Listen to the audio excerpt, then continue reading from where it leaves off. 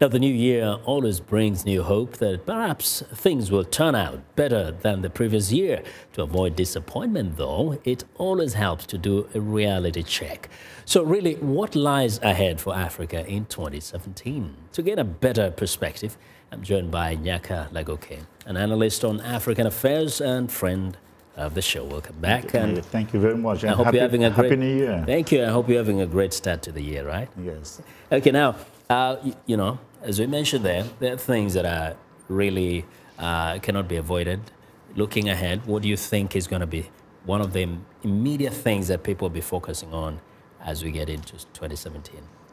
It is surprising enough. The day we are going to organize our conference here on Cuba, Africa, and the world, January 7, on the continent of Africa, in many capitals in Africa and many other capitals in Europe, a number of organizations have launched a campaign against the CFA franc, which is controlled by France. And then, according to the contracts, Africans are depositing 50% of their reserves in the French public treasury. So there is a growing momentum, a Pan-African consciousness against, that currency, which is considered to be a colonial or neo-colonial currency. That's big stuff that we need to watch, and it's going to start on January 7. Wow. And sometime in January, so we're supposed to expect an inauguration of a president in the Gambia. But then who's going to be president? Yeah, Gambia, this is all of us, we were taken by surprise after what Yahya Jammeh did. But I believe that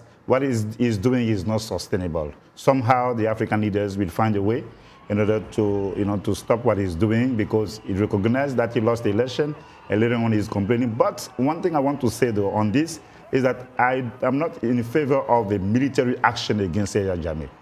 If they need to fund some billions of CFA, to redo the election, to avoid the loss of human lives, then I will be in favor of that. But I believe that Yahya Jammeh, should step down. Do you think he's genuine, or perhaps he could be taken up on the call to have a fresh election? Yeah, because he said it. So if people say no and they go to war, it's like the same thing in Ivory Coast. He said, want the new election, okay, let's do it. And then with the popular outcry against his attitude, I will be surprised, to see him winning, that new election. Now, the other issue I suppose we can mention is that it was not just Gambia, but we have seen issues in East African region, Burundi and Uganda. What do you make of that in this fresh year? No, I believe that what we see in Burundi, like in even the Democratic Republic of Congo, and in all those, Gambia, all those countries, I believe that there is there is a steady movement on the continent of Africa, and people are aspiring to be to espouse democratic values.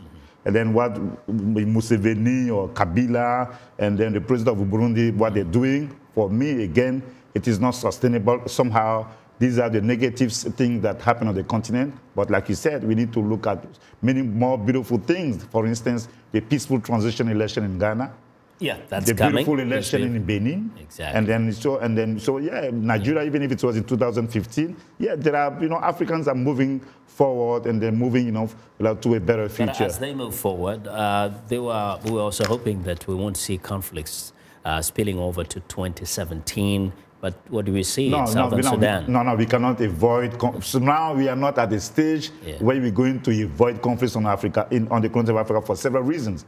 People are fighting for power, and then there are many unresolved issues, like within countries and between countries, and also the neo-colonial interference in our domestic affairs. Do you think South Sudan will continue being this big crisis? No, I think it's as long as the president then continue the way he's doing. And then I think that, yes, South Sudan is going to be like a hotspot on the continent of Africa when it comes to insecurity. And definitely we're also looking at the situation in CAR. And then how about terrorism? Have we gotten a handle on that problem?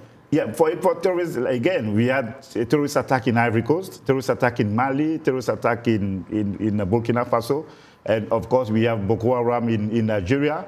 My position is that it is time for African leaders to come together within a Pan-African framework, to fight terrorism, They may have the support of some European powers or America, but they should not count on America or Europe, to go and fight, terrorism. Because we know, for instance, that Hillary Clinton, when in Nigeria people wanted her to consider Boko Haram as a terrorist organization, she opposed, the desire of the president. So somehow, this is, we're not going to count on people who think like that, to try and go and hope that they can help us fight terrorism. But Africans have to come together themselves. Now, very quickly, do you think throughout the year 2016, in a way, people forgot about the economic development of the continent? Some say a lot has been happening. What do you make of it? Yeah, you said in your beautiful report, yes, there are some things that are happening on the continent, on the economic front. And then, even the people that we criticize